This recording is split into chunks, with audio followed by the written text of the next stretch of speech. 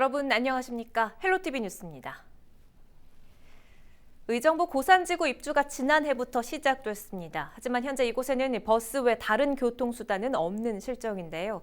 다행히 올 8월부터 고산지구에서도 경전철을 탈 수 있을 것으로 보이는데 배차 간격이 30분이 넘어서 큰 효과를 기대하긴 어려울 것으로 보입니다. 이지훈 기자입니다.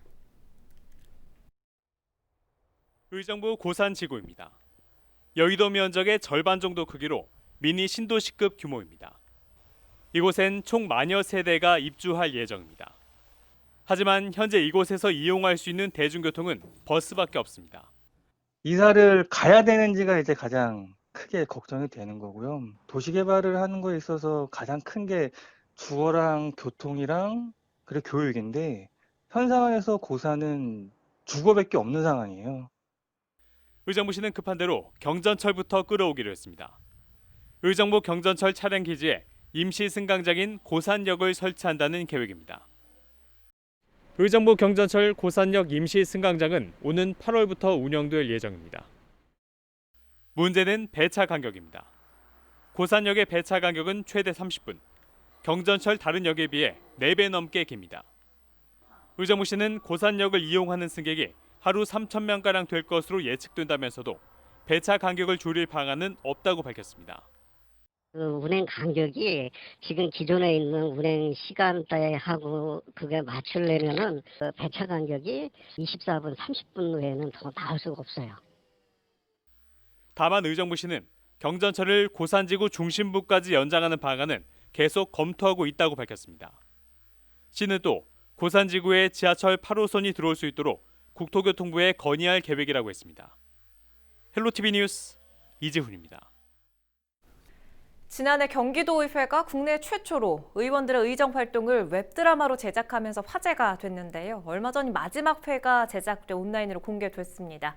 모두 12편으로 제작된 웹드라마는 다양한 조례를 에피소드와 함께 소개하면서 지방의회에 대한 이해를 높이는 것은 물론이고요. 젊은 의원들의 사랑 이야기가 더해져서 재미도 선사합니다. 김호 기자입니다. 엘리베이터 앞에서 젊은 남녀가 신경전을 벌입니다. 마치 TV 속 시트콤의 한 장면 같지만 경기도 의회를 배경으로 한 웹드라마입니다. 지난해 11월 첫 작품이 제작된 드라마는 사랑하면 조례라는 제목으로 SNS에 공개됐습니다.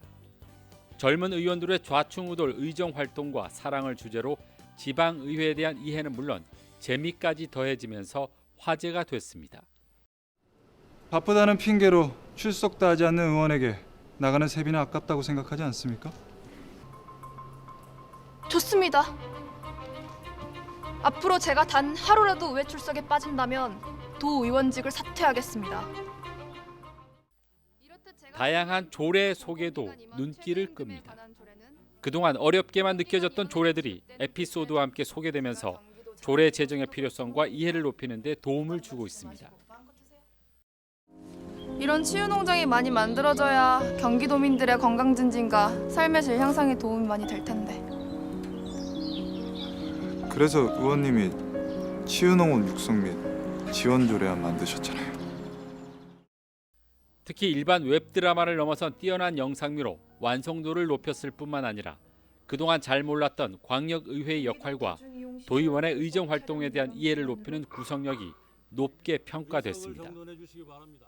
이 드라마를 통해서 도민들이 경기도 의원들이 어떤 의정 활동을 하고 있고 또 조례 개정은 어떻게 되어갈까는 과정을 좀 이 부분에 대해서 좀 재미있게 다뤘기 때문에 그동안 뭐 정치인들에 대한 뭐 딱딱한 분위기 그런 그 분위기가 좀 더 부드럽게 도민들한테 이 드라마를 통해서 다가가지 않을까라고 생각합니다. 모두 12부작으로 기획된 드라마는 지난달 27일 최종회가 제작돼 막을 내렸습니다. 에피소드당 10분 내외로 제작된 드라마는 현재 도의회 유튜브 채널 등 온라인을 통해 만나볼 수 있습니다. 경기도의회는 웹드라마가 형식이나 내용에 제약이 없고 TV 드라마에 비해 제작비도 저렴해 좋은 홍보 수단으로 평가된다고 밝혔습니다. 따라서 앞으로 도민들에게 도의회에 대한 친숙한 이미지 제공을 위해 지속적인 웹드라마 제작을 검토하고 있습니다. 헬로티비 뉴스 김호입니다. 코로나19로 인해서 아이들은 학교에 가지 못하고 집에만 머물러 있는데요. 학교에선 온라인 교육에 힘을 쏟고 있지만 각종 기자재가 갖춰져 있지 않아서 어려움을 겪는 경우가 많습니다. 그래서 의정부시가 학교 온라인 교육에 필요한 장비를 무상으로 보급하고 있습니다. 이지훈 기자가 취재했습니다. 아이들이 자리를 비운 텅 빈 교실. 자리 주인들이 TV 화면에 하나둘 등장합니다. 초등학교 4학년 온라인 수업 모습입니다. 자, 화면 보이시나요? 네. 코로나가 바꿔놓은 교실 풍경. 아이들은 더 이상 온라인 수업이 낯설지 않습니다. 저는 밤에 TV를 보지 않고 일찍 잔다고 하였고 오늘은 깜짝 손님이 등장했습니다. 공부 잘하세요. 네. 다음에 또 뵐게요. 의정부시는 안정적인 비대면 교육 환경을 만들기 위해 지난해 69개 초중고교에 4천여 대의 무선 단말기를 보급했습니다. 선생님과 아이들을 연결해주는 작은 웹캠, 칠판을 대신해주는 타블렛 역시 시가 보급한 것들입니다. 20년의 코로나 위기에서는 온라인 기기가 꼭 필요한 학교 현장 그리고 우리 아이들에게 정말 큰 도움이 되었습니다. 의정부시는 올해 지난해보다 3억 원가량 늘어난 총 14억여 원을 투입해 더욱 많은 기자재를 지원할 계획입니다.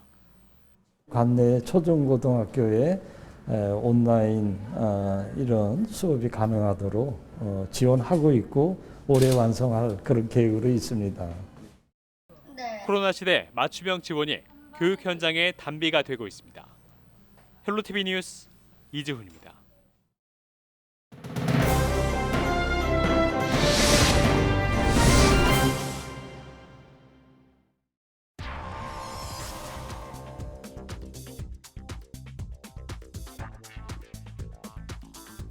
코로나가 바꾼 우리 사회의 풍경이죠. 이렇게 컴퓨터 모니터 앞에서 술잔을 기울이는 이른바 랜선 술자리입니다.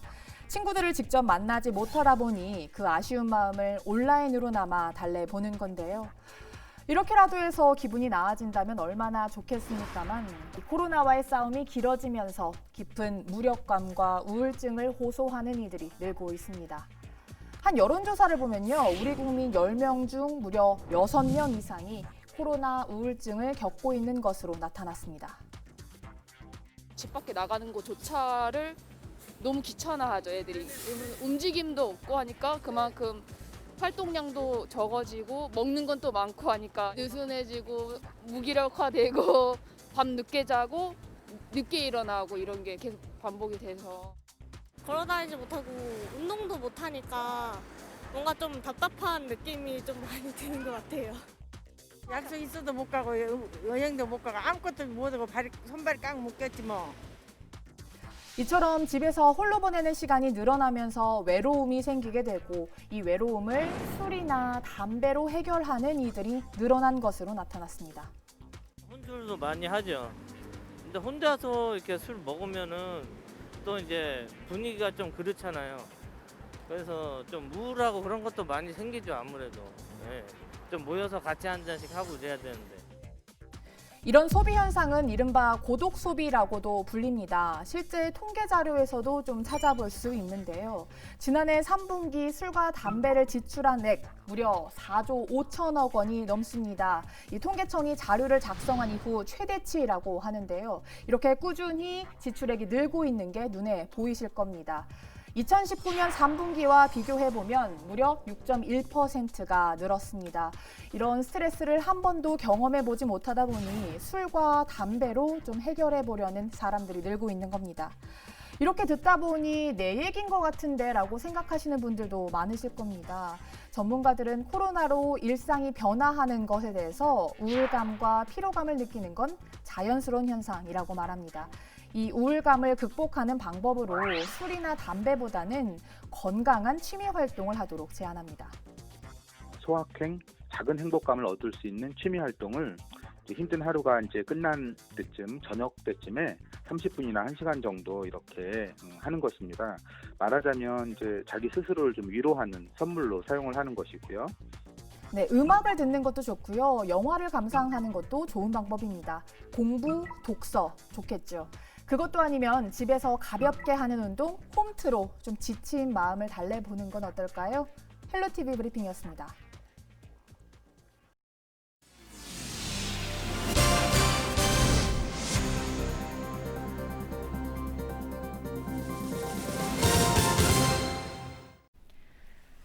겨울엔 소외된 이웃들의 안전이 위협받기 쉽죠. 또 코로나19 재확산에 따른 사회적 거리두기 강화로 취약계층의 경제적인 어려움이 더 심화되고 있는데요. 의정부시의 대책 살펴봅니다.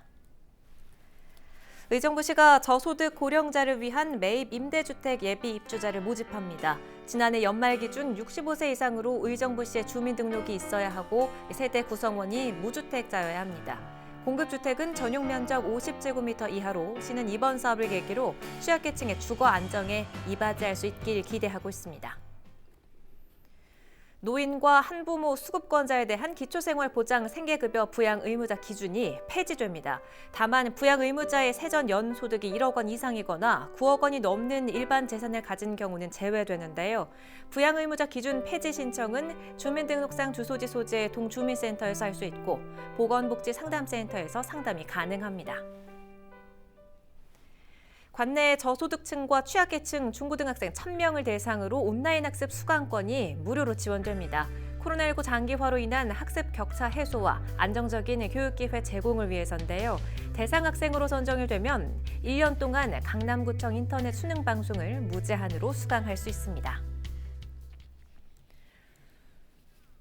매년 겨울이면 연천의 한 폐터널에는 바닥에서 자라나는 역고드름이 장관을 이룹니다. 특히 이 역고드름은 강추위에 무럭무럭 자란다고 하는데요. 최근 북극 한파로 어린아이 키만큼 자라난 역고드름을 김호 기자가 카메라에 담아왔습니다. 터널 입구에 커다란 얼음 커튼이 쳐졌습니다. 천장에서 내려온 뾰족한 고드름에 바닥에서 올라온 역고드름, 여기에 두 개가 맞닿아 생긴 얼음 기둥까지 마치 겨울 왕국으로 들어가는 출입문 같습니다. 터널 안쪽에는 땅에서 자란 수백 개의 역고드름이 신비로움을 자아냅니다. 곱게 뻗은 대나무 모습부터 양초를 담기도 하고 다정한 연인이나 성모 마리아상 같은 다양한 형상이 군락을 이루고 있습니다. 10cm 이하의 작은 것부터 아이 키만큼 자란 얼음 기둥까지 크기도 다양합니다.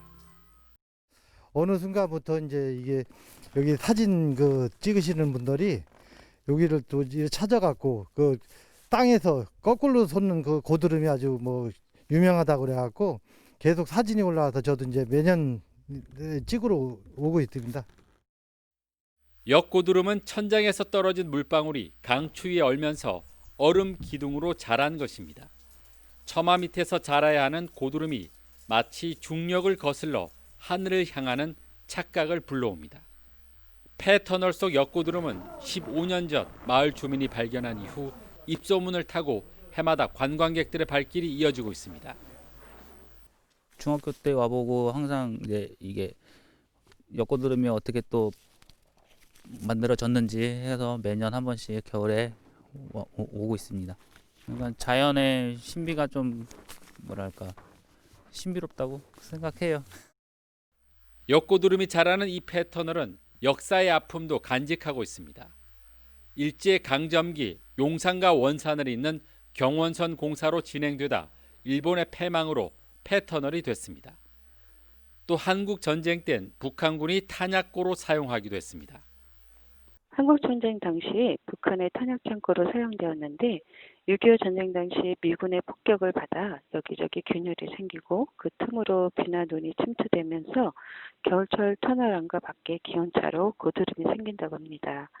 고드름에서 녹아떨어진 물이 얼어붙음을 반복하면서 역고드름이 생기는 것을 볼 수 있습니다. 역고드름은 맹추위가 시작되는 매년 12월부터 이듬해 2월 말까지 모습을 드러냅니다.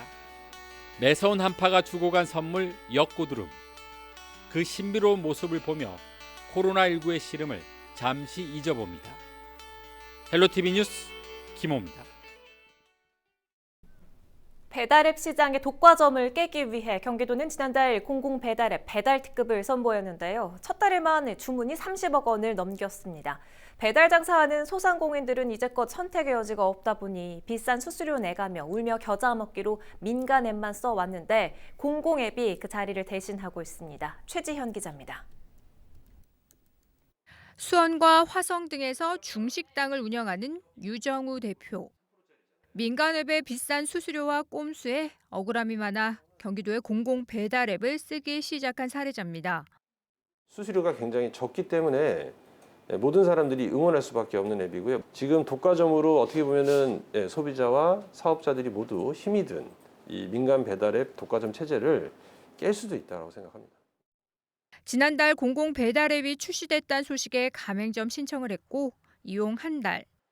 화성에 있는 식당 한 곳에서만 공공 앱으로 들어온 주문이 1,100여 건. 대략 3천만 원의 매출을 올린 건데 이용 수수료로 낸 돈은 30만 원입니다. 다른 민간 배달 앱으로 똑같은 매출을 기록했다면 375만 원을 수수료로 줘야 합니다. 수수료 부과율이 다르기 때문입니다. 결국 공공 앱을 이용하면서 345만 원의 차액이 추가로 발생한 셈입니다. 저희들이 입점해서 사용해 본 결과 평균적으로 전체 매출에서 10% 안팎을 차지를 하고요.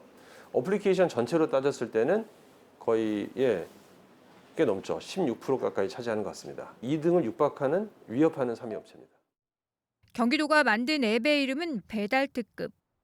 출시된 지 불과 한 달 만인데 이를 통해 30억 원이 넘게 거래됐고 이용 회원 수는 11만 명을 넘어섰습니다.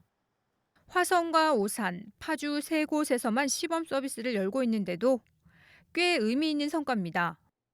이용자 중 절반은 한 달 동안 한 번 사용해본 후 2건 이상, 그러니까 배달 특급을 통해 재주문을 한 사람도 많았습니다.